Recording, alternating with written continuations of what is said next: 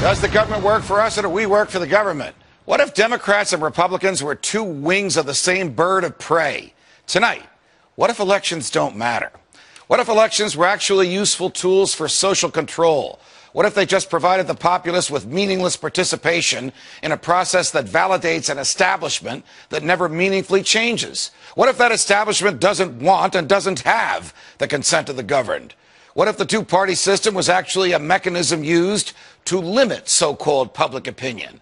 What if there were more than two sides to every issue, but the two parties wanted to box you into a corner, one of their corners?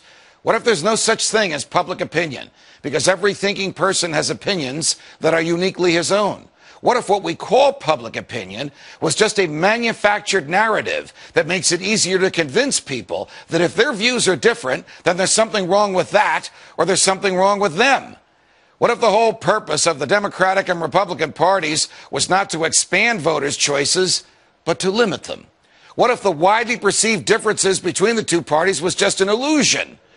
What if the heart of the government policy remains the same no matter who's in the White House? What if the heart of government policy remains the same no matter what the people want? What if those vaunted differences between Democrat and Republican were actually just minor disagreements? What if both parties just want power and are willing to have young people fight meaningless wars in order to enhance that power? What if both parties continue to fight the war on drugs just to give bureaucrats and cops bigger budgets and more jobs? What if government policies didn't change when government leaders did? What if no matter who won an election, government stayed the same? What if government was really a revolving door for political hacks bent on exploiting the people once they're in charge? What if both parties supported welfare, war, debt, bailouts, and big government? What if the rhetoric that candidates displayed on the campaign trail was dumped after electoral victory? What if Barack Obama campaigned as an anti-war, pro-civil liberties candidate and then waged senseless wars while assaulting your rights that the Constitution is supposed to protect? What if George W. Bush campaigned on a platform of non-intervention and small government and then waged a foreign policy of muscular military intervention and a domestic policy of vast government borrowing and growth? What if Bill Clinton declared that the era of big government was over, but actually just convinced Republicans like Newt Gingrich that they can get what they want out of big government too? What if the Republicans went along with it? What if Ronald Reagan spent 6 years running for president, promising to shrink the government, but then the government grew while he was in the White House? What if, notwithstanding Reagan's ideas and cheerfulness and libertarian rhetoric, there really was no Reagan revolution at all? What if all this is happening again? What if Rick Santorum is being embraced by voters who want small government, even though Senator Santorum voted for the Patriot Act, for an expansion of Medicare, and for raising the debt ceiling by trillions of dollars?